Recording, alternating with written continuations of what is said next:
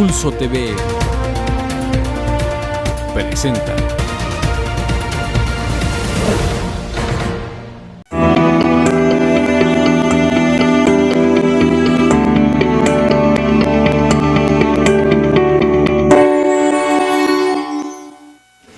Vamos a escuchar en un momento más a la maestra Alba Martínez Olivé con la presentación Un nuevo enfoque de trabajo para la educación básica. Hemos concluido ya la parte de la inauguración y vamos a comenzar ya decididamente con la tarea que nos ha reunido el día de hoy. Vamos a hablar de este nuevo enfoque para la educación básica. ¿De qué vamos a hablar el día de hoy? De tres grandes temas. El primer tema es un diagnóstico. ¿Cómo andamos en educación básica? ¿Cómo estamos hoy? ¿Cuáles son los retos que tenemos? Derivado de ese diagnóstico surge una pregunta: ¿con qué debemos comprometernos? Y al final les haremos la propuesta con la que hemos estado trabajando ya con las autoridades educativas estatales, con los subsecretarios de Educación Básica. La educación básica en México, y ustedes lo saben mejor que nadie, es el más grande subsistema del país.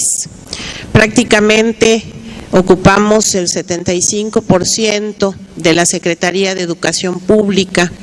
Tenemos en este ciclo escolar casi 26 millones de alumnos inscritos en preescolar, en primaria y en secundaria a lo largo y ancho de nuestro territorio. Ustedes saben, pero no omito recordarlo en este momento y ponerlo de relieve, que de los 15 años que deben tener los jóvenes que terminan la educación secundaria en promedio, han pasado 11 o 12 dentro del sistema educativo.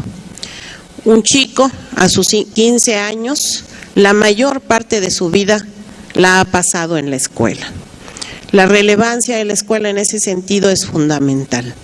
Parece que incluso el esfuerzo nacional por tener un maestro en cada salón de clases no ha dado los frutos necesarios.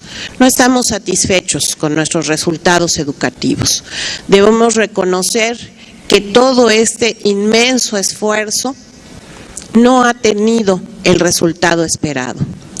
Los resultados del último enlace disponible, el de 2012, 2013 apenas acaba de ser aplicado, pero estos datos de los alumnos que estaban en tercero de secundaria el año pasado nos muestran una realidad que preocupa mucho. A pesar de todos estos esfuerzos, a pesar del esfuerzo que realizan las maestras y los maestros en los salones de clase, los directores, los supervisores, la inmensa mayoría de nuestros muchachos de 14, 15 años, después de haber pasado en el sistema escolar entre 11 y 12 años, se ubican en los niveles de insuficiente y elemental en enlace. Como ustedes pueden ver, esta es una gráfica que tiene que llamarnos la atención, que tiene que llamarnos a la reflexión y a la acción. Tenemos solo un 20%, una quinta parte de nuestros egresados de la secundaria, aquellos que se ubican en los niveles bueno y excelente del examen, que están en condiciones o de ir al bachillerato o de incorporarse al mundo laboral. Ir a la escuela hace diferencia en la vida de las personas. Tiene que volverse una consigna en todas y cada una de las escuelas que los alumnos tienen que asistir todos los días.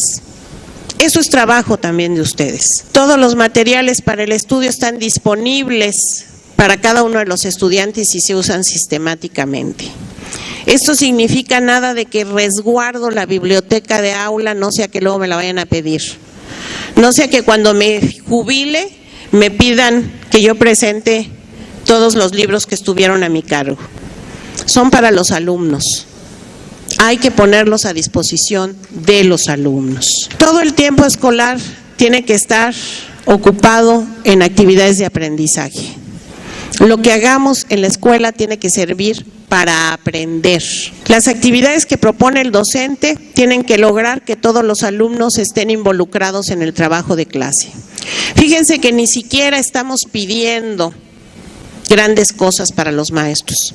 Le estamos pidiendo lo mínimo, que sean capaces de sumar al conjunto del grupo a las tareas de aprendizaje. Lo mínimo que le podemos pedir a un maestro es que involucre al conjunto de sus alumnos en las actividades de clase.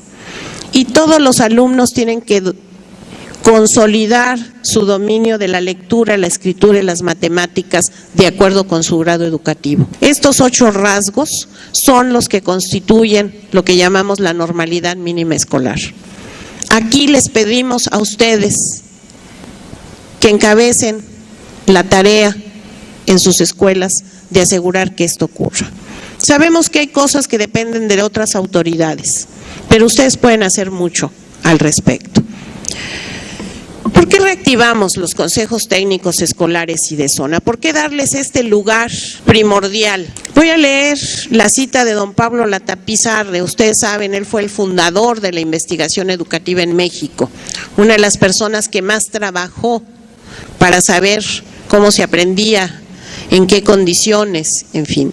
¿Qué nos dice Pablo Latapí? Él dice, la gran conclusión es que los maestros aprenden principalmente en su práctica diaria, sea porque tienen la capacidad de ir ajustando su enseñanza a las exigencias de la clase, sea porque comparan su práctica con un modelo que han interiorizado y hacia el cual tienden conscientemente. Pero estos procesos nunca se dan en el aislamiento, sino se generan en la interacción con otros maestros.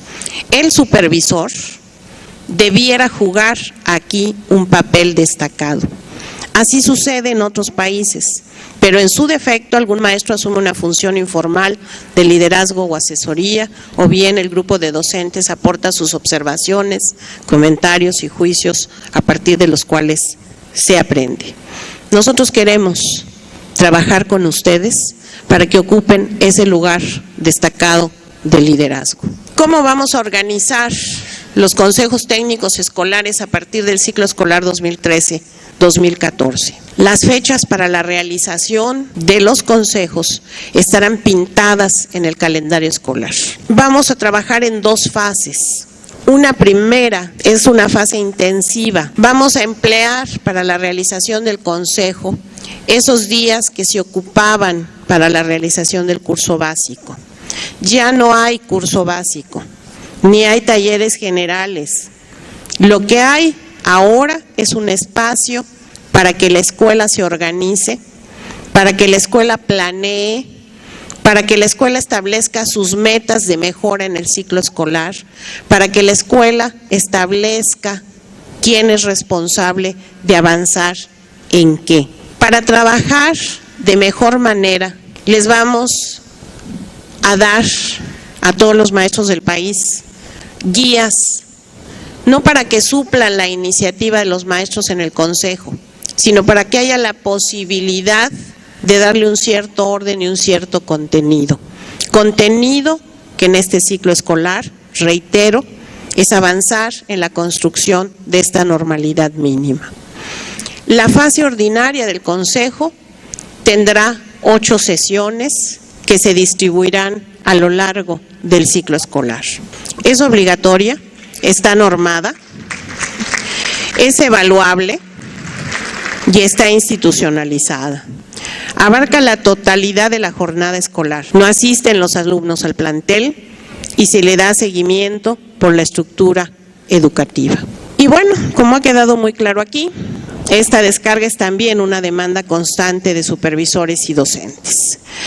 Esto, como hemos señalado, requiere de la voluntad política de todos. Todos quienes tenemos un espacio de autoridad tenemos que mirarnos reflexivamente, empezar a confiar. Este es un tema de confianza. Necesitamos confiar en nosotros, necesitamos confiar en los maestros, porque de otra manera no vamos a lograr esa descarga. Hagámoslo, es necesario, vale la pena además. Yo con esto concluyo.